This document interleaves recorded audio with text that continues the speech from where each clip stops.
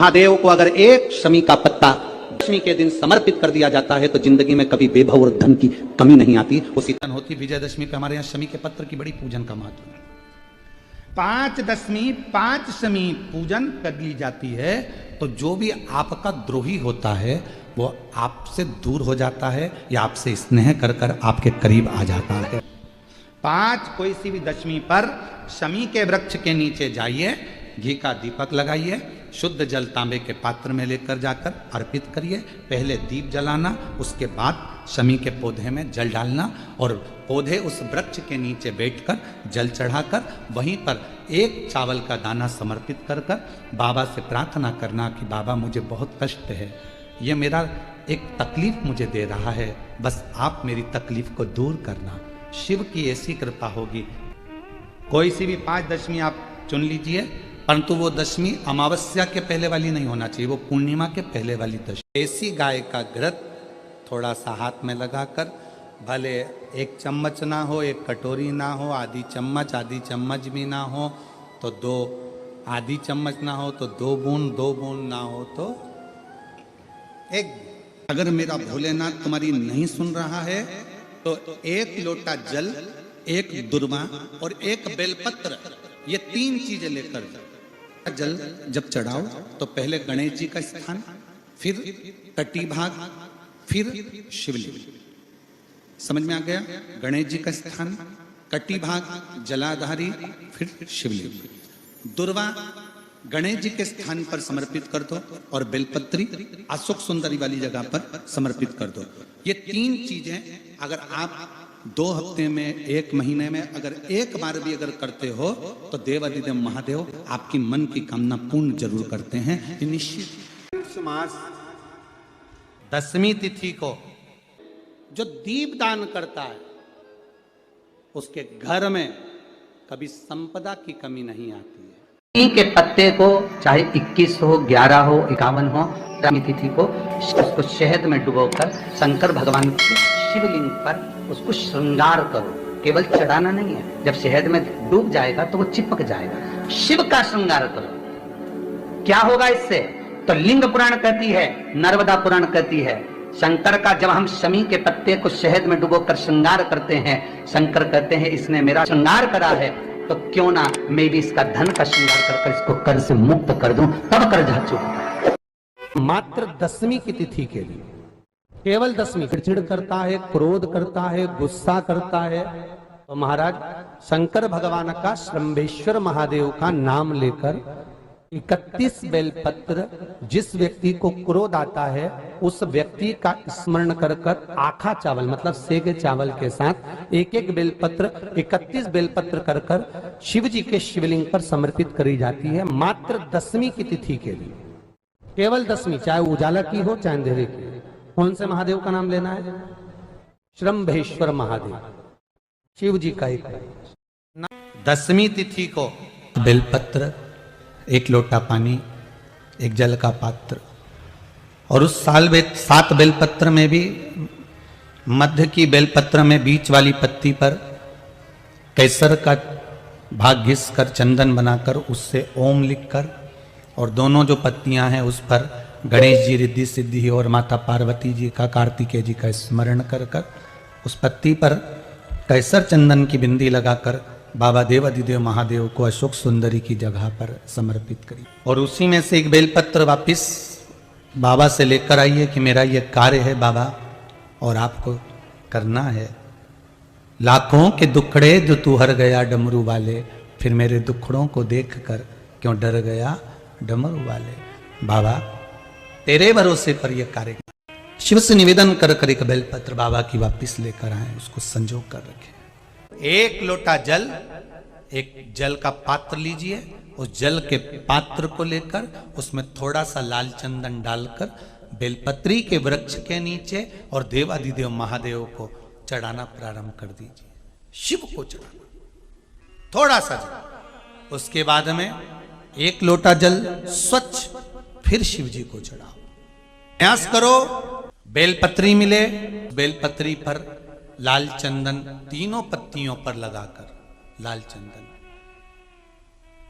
बेलपत्री के वृक्ष के नीचे समर्पित कर कर उसी बेलपत्री के वृक्ष के नीचे का बेलपत्र वापिस लेकर श्री शिवाय नमस्तुभ्यम बोलकर आपकी कामना कहकर भगवान शिव पर अघोरेश्वर महादेव का नाम लेकर आप चढ़ाना प्रारंभ करिए। बाबा आपका कार्य 3 महीने के अंदर पूर्ण कर देगा, सफलता देगा। शिव जी का एक नाम है अघोर। 10वीं तिथि को जो तुलसी की डंडी को घी में भिगोकर अपनी कामना कर कर भगवान के सामने दिए में रखकर जला देता है, दिए की तरह उससे आरती उतार देता है, कहते हैं उसका जन्म दूसरी बार पृथ्वी पर नहीं होता, वो भगवान के गोलोक धाम में जिंदगी भर के लिए विराजमान हो जाता है। जिंदगी भर के को हम जो जल चढ़ाते हैं उसका एक तरीका भी हमारी जिंदगी में अगर हमने उसको स्मरण में रख लिया तो हमारी कार्य की सिद्धता को सिद्ध कर दे। सीधे जल चढ़ाना, दक्षिण में बैठकर उत्तर की ओर मुख कर कर जल चढ़ाना, अशोक सुंदरी से लेकर शिवलिंग तक जल चढ़ाना, 5 स्थान पर गणेश, कार्तिकेय, अशोक सुंदरी, जलाधारी, शिवलिंग पर जल चढ़ाना 5 स्थान, और 5वां जल समर्पित करना।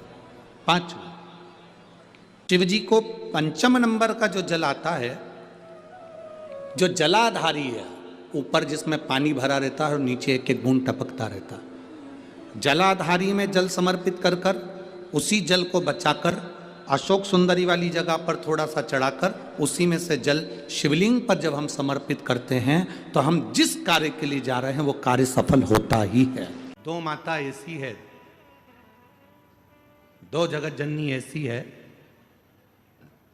कि दुनिया का कोई भी व्यक्ति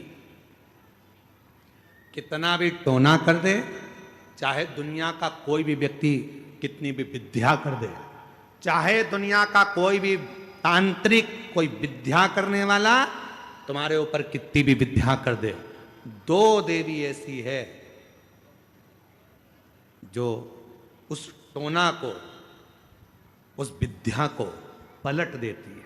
2 देवी ऐसी हैं जो कोई अपने ऊपर अगर विद्या कर रहा है और वो 2 देवी का स्मरण कर लिया जाए, उन 2 देवी का नाम लेकर मात्र शंकर के शिवलिंग के सामने जो अशोक सुंदरी वाली जगह होती है वहां पर अगर इन 2 देवियों का नाम लेकर अगर जल चढ़ा दिया जाए तो किसी ने अगर विद्या करी भी होती है तो पलट जाती है। कोई कितना भी बड़ा तुम्हारे लिए तंत्र मंत्र कर रहा हो वो तुरंत पलट जाता है, एक क्षण नहीं लगता और उनका नाम लेने से ही पलट जाता है। 2 देवी, एक प्रत्यग्रा माता,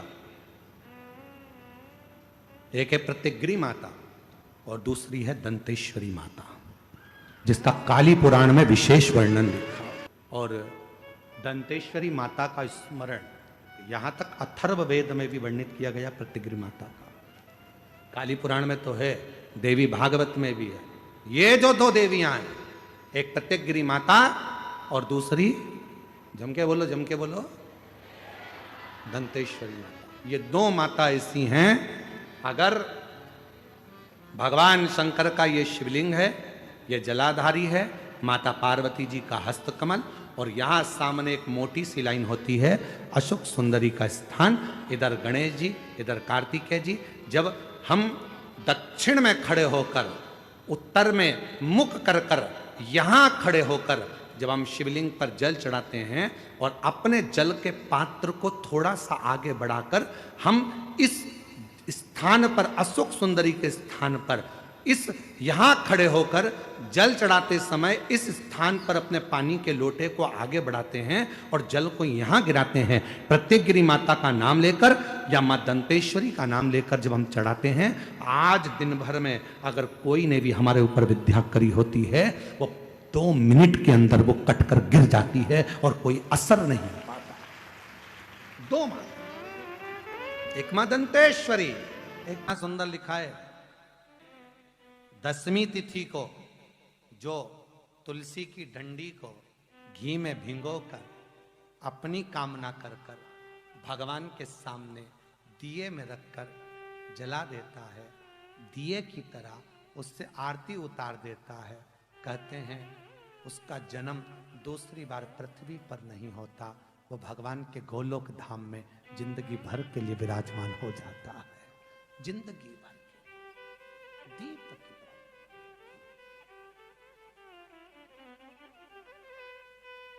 विष्णु पुराण किस किसने सुनी है? हाथ उठा। विष्णु पुराण का 5वां अंश 24 तरह के दिए होते हैं। कितने तरह के? 24 तरह के दीप होते हैं। उस दीप में सर्वाधिक श्रेष्ठ दीप होता है तुलसी दल का दीप, तुलसी की डंडी से जो प्रकट किया गया। बत्तियों का भी क्रम है, एक लंबी बत्ती होती है, एक गोल बत्ती होती है। होती कि नहीं होती? लंबी और गोल। ये वाला स्पीकर बंद है, बार बार बंद हो रहा है, बार बार चालू हो रहा है, उसको देखिए जरा। बत्ती एक गोल होती है, एक लंबी होती है। गोल बत्ती और लंबी बत्ती में अंतर होता है, बहुत जमीन आसमान का अंतर है, बहुत ध्यान देना इसका। गोल बत्ती किस किस देवी देवता पे लगती है और लंबी बत्ती किस किस देवी देवता पे लगती है? तो स्कंद पुराण और विष्णु पुराण दोनों कहती है जो लंबी बत्ती होती है वो पितरों की जगह पर, पूर्वजों की जगह पर, पूर्वजों की जगह पर, बड़ के पेड़ के नीचे, पीपल के पेड़ के नीचे लंबी बत्ती का प्रमाण है। किसी देवी के स्थान पर, जो देवी की पूजन करते हैं, जगदम्बा की पूजन करते हो, पार्वती की करते हो, लक्ष्मी की करते हो, कुल देवी का स्मरण करते हो, लंबी बत्ती का प्रमाण। और जो गोल बत्ती होती है वो गोल बत्ती का प्रमाण किसी हनुमान मंदिर, राम मंदिर, शिव मंदिर, जितने देवताओं के मंदिर है वहां पर गोल बत्ती का प्रमाण। लंबी बत्ती देवी के स्थान पर इसलिए जलाई जाती है क्योंकि देवी वंश की और लक्ष्मी की वृद्धि करती है। तो लक्ष्मी और वंश बड़ा होना चाहिए, लंबा होना चाहिए। और देवता के सामने गोल बत्ती इसलिए लगाई जाती है कि हमारा मन, ये चित्त, ये वृत्ति आपके चरणों में टिकी रहे और एक दिन हम भी बैकुंठ का वास करें, इसलिए गोल बत्ती लगाई जाती है। एक सहस्त्र बत्ती होती है, करें दर्शन कभी? यहाँ पे माताएं बैठ बैठ के बनाती रहती है 100 बत्ती, 108 बत्ती, 108 बत्ती बनाकर भगवान के सामने। उसका क्या प्रमाण है?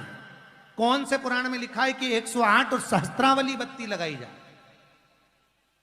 तो स्कंद पुराण में कार्तिक खंड के अंदर स्पष्ट किया गया, सहस्त्रावली बत्ती 108 लंबी बत्तियों का जो प्रमाण है वो कहते हैं कि जिस व्यक्ति ने किसी तीर्थ को ना करा हो, पूरे तीर्थ नहीं गए हो, सारे तीर्थों का स्नान नहीं करा हो, किसी तीर्थ में दर्शन करने से वंचित रह गए हो, तो 108 बत्ती की एक बत्ती बनाकर किसी नारायण के मंदिर में, शिव मंदिर में, देवी के मंदिर नहीं, केवल देवता के मंदिर में अगर उसको घी में भिगोकर प्रज्वलित कर दिया जाता है तो सारे तीर्थों के दर्शन का फल उस जीव को प्राप्त हो जाता है। उसको सहस्त्रावली बत्ती, 108 सहस्त्र। जो शिव का स्मरण करेगा, जो लक्ष्मी का पूजन करेगा, उसके घर में नारायण लक्ष्मी दोनों प्रवेश करेंगे, उनका उद्धार करें। आपके जीवन में यदि आपको ऐसा लगता है कि हमारे बहुत तप करने पर, भजन करने पर, व्रत करने पर, साधना करने पर, उपास करने पर भी हमें कहीं ना कहीं तकलीफ का सामना करना पड़ रहा है, तो निवेदन है एक चावल का दाना शिव को चढ़ाने का, या एक पुष्प की पंखड़ी, और बन सके आपकी जिंदगी में अगर आप बना सकते हो और कर सकते हो, तो मालूम पड़े अगर एक चावल का दाना नहीं चढ़ा सकते, जल नहीं चढ़ा सकते, तो एक शमी का पत्र भी अगर आप शिव को समर्पित कर रहे हो तो शिव उसको स्वीकार करो। प्रयास करा, कोई एकांत में शिवलिंग हो, अपने घर से 2 लोटा जल भर कर ले गए। जब घर से लोटा भरकर जल लेकर जाओ तो घड़े पर घड़ा रखो, अर्थात जैसे एक घड़ा है उस घड़े पर दूसरा, मतलब एक लोटे पर दूसरा लोटा भरकर लेकर जाना। 5 दुर्वा, 5 बेलपत्र, 5 चावल के दाने, 5 कनेर के पुष्प, जो एकांत में शिवलिंग होता है वहां लेकर जाना चाहिए। पहले बाबा को, जो तुमने 2 कलश जल लिया है, उस 2 कलश को, 2 लोटे को एक के ऊपर एक रखकर, अपना हाथ रखकर बाबा को अपने मन की कामना कर कर कि बाबा मेरे ये गर्भाशय में, मेरी बच्चादानी में या मेरे शरीर में गांठ पड़ गई है, बाबा इसको समाप्त कर दो। विनय कर कर, निवेदन कर कर कुंदकेश्वर महादेव का नाम लेकर एकांतेश्वर महादेव पर दोनों जल की धार एक साथ चढ़ा, और बाद में जो दुर्वा लेकर गए हो 5 वो शिव जी को समर्पित करें, बेलपत्र भगवान शंकर को समर्पित करें, कनेर के पुष्प शिव जी को समर्पित करें। मन की कामना कर कर कनेर के पुष्प को शिवलिंग पे से उठाकर मां जगतजननी जगदम्बा अंबा का जो स्थान है, ये शिवलिंग शंकर जी का स्थान, ये जो गोल जलाधारी होती है ये मां पार्वती जी का स्थान है। जो कनेर का पुष्प शिव जी के ऊपर चढ़ाया है उसको उठाकर 5 पुष्प को जगतजननी जगदम्बा के चारों तरफ रख दीजिए। दुर्वा को उतारकर अशोक सुंदरी वाली जगह पर रख दीजिए और बेलपत्र को अपनी हथेली में रखकर शिव जी से प्रार्थना करो कि मेरे गर्भाशय में या मेरे शरीर में यहाँ गांठ है, बाबा इसे गला लो। विनती कर कर दुर्वा को उठा लो, चावल के दाने वहीं चढ़ा के रख दो शिवलिंग के ऊपर, और दुर्वा बेलपत्र लेकर घर आ जाओ। 5 दिन तक सुबह एक दुर्वा, शाम के समय बेलपत्र प्रदोष काल में चबा चबा कर खाना प्रारंभ करो। 5 दिन के बाद 15 दिन इंतजार कर कर वापिस जांच कराओ, धीरे धीरे गठान गलना प्रारंभ हो जाए। गांठ गलेगी, डॉक्टर का इलाज साथ में चलने दो, जांचें चलने दो, जो इलाज चल रहा है उसको चलने दो। पर अगर कहीं किसी नारी को गर्भाशय में, बच्चादानी में अगर कोई खराबी हो जाती है या गर्भाशय में हो जाती है या कहीं गांठ पड़ जाती है तो वो शिव की आराधना करे। साधना आपके जीवन में ऐसा लगने लगे कि हाँ बहुत कष्ट है, कर्जा भी बढ़ गया, तकलीफें भी बढ़ गई, बहुत दुख भी बढ़ रहा है, कहीं परिवार सही नहीं चल रहा है, तो प्रयास करते रहा करो। हफ्ते में एक बार 1 चावल का दाना जल के पात्र में डाल लिया, 1 काली मिर्च जल के पात्र में डाल ली और उस जल को ले गए, थोड़ा सा चंदन का छींटा डाल दिया, ले जाकर शिव जी को समर्पित कर दिया। शंकर को जल चढ़ाने के लिए 5 स्थान हैं जहां शिव को जल चढ़ाया जाता है और शंकर उस जल को स्वीकार करते हैं, जिसको पंचगंगा कहा गया। 5 स्थान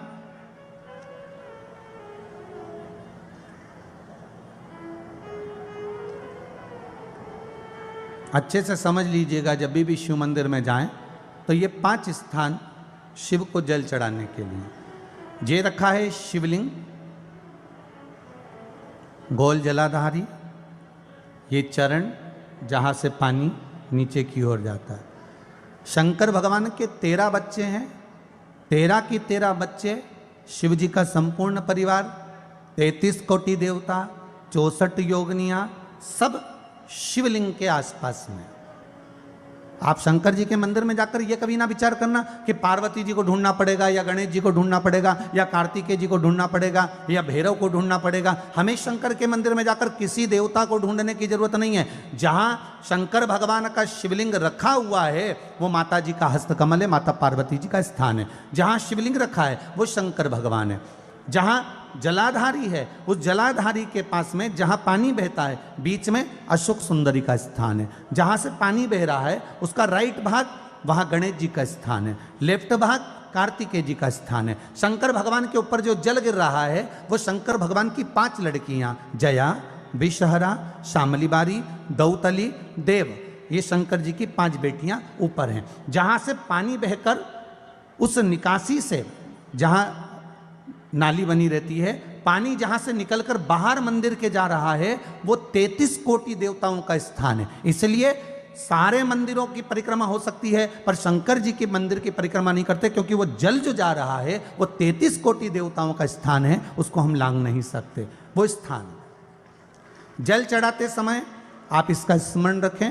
पानी का जब पात्र लेकर जाते हैं मंदिर के अंदर, सबसे पहले शिव जी का जो जलाधारी है उसमें राइट भाग पर अपनी मनोकामना कर कर जल चढ़ाएं, फिर लेफ्ट भाग में चढ़ाएं रोग मुक्ति के लिए, अशोक सुंदरी की जगह पर चढ़ाएं, ये 3रा स्थान। 4था स्थान माता पार्वती जी का जो कटी भाग है जहां पर शिवलिंग रखा हुआ है उस भाग पर जल चढ़ाएं, 4था भाग। 5वां भाग शंकर जी के ऊपर चढ़ाएं। ये 5 जगह पर जल क्रमवाइज चढ़ाएं। आप लोग जाते हो डायरेक्ट जाकर शंकर जी पे जल उंडेल कर आ जाते हो, सीधे गए और शिव जी पे जाकर आपने जल चढ़ा दिया। हमारे यहाँ शास्त्र कहता है जैसे अपन देवताओं की पूजन करते हैं तो पंडित जी सबसे पहले पूजन किसकी कराते हैं? जम के बोलो जरा, गणेश जी की। गणेश जी के बाद पूजन कराते कराते कराते कराते कराते कराते आगे के सारे देवता कराते कराते कराते कराते फिर जन पर पहुंचते हैं। आप डायरेक्ट मूल पूजन कराते कराते कराते कराते कराते कराते आगे के सारे देवता कराते कराते कराते कराते फिर मूल पूजन पर पहुंचते हैं। आप डायरेक्ट मूल पूजन पे पहुंच जाते हो। और सरल भाषा में समझ लो, जितनी सरल भाषा में समझोगे ना उतना अपने जीवन में उतर जाएगा। इस छत के ऊपर आपको चढ़ना है, निशानी रखी है,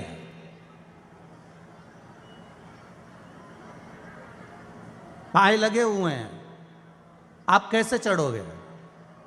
एक एक पाए पर पांव रखकर चढ़ोगे कि डायरेक्ट पहला पे रखोगे आखिरी पर? जम के बोलिए जरा, एक एक पाए पर पांव रखोगे ना कि धीरे धीरे हमको चढ़ना है। उसी तरह शिव मंदिर में पहुंचने के बाद पहला गणेश स्थान, कार्तिकेय स्थान, अशोक सुंदरी का स्थान। अशोक सुंदरी के स्थान पर जल क्यों चढ़ाया जाता है? क्योंकि भगवान शंकर की सबसे छोटी लड़की जो है वो अशोक सुंदरी है। और ये जो छोटी लड़की है अशोक सुंदरी, ये नारी को अखंड सौभाग्यता का वर प्रदान करती है। कौन सी नारी को? किस नारी को अखंड सौभाग्यता देती है? तो महाराज शास्त्र कहता है जिस नारी के भाग्य में लिखा होता है कि इसको वैधव्य होना है, इसके पति को समाप्त होना है, अगर वो नारी अशोक सुंदरी वाली जगह पर जल चढ़ा देती है तो पति पर अगर काल भी मंडरा रहा होता है तो मां अशोक सुंदरी महाकाल से कहकर काल को टाल देती है। वो अशोक सुंदरी का स्थान, वो माता अशोक सुंदरी का स्थान।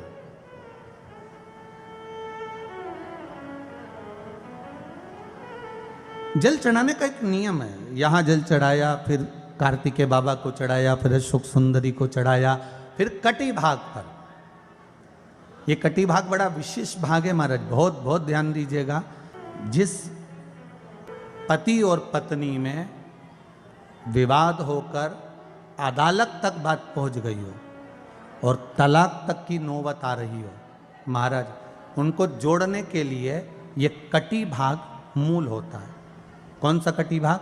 जहां पर शिवलिंग रखा है, जहां शिवलिंग रखा है ये कटी भाग मूल होता है। कहते हैं 5 सोमवार, लिंग पुराण वर्णन कर रही है, 5 सोमवार कटी भाग पर जहां शिवलिंग रखा हुआ है, 3 उंगली में मक्खन लेकर कटी भाग पर मात्र फेर देने पर और उस पर 7 जगह चंदन लगा देने पर पति और पत्नी का संबंध कभी समाप्त नहीं हो सकता, वो जुड़कर ही रहेगा, प्रेम बढ़कर ही रहेगा। कटी भाग का बड़ा बड़ा महत्व है महाराज। शिवलिंग के कटी भाग पर स्वयं मां जगत जननी जगदम्बा अपने हस्त कमल पर भगवान शिव को झेली हुई।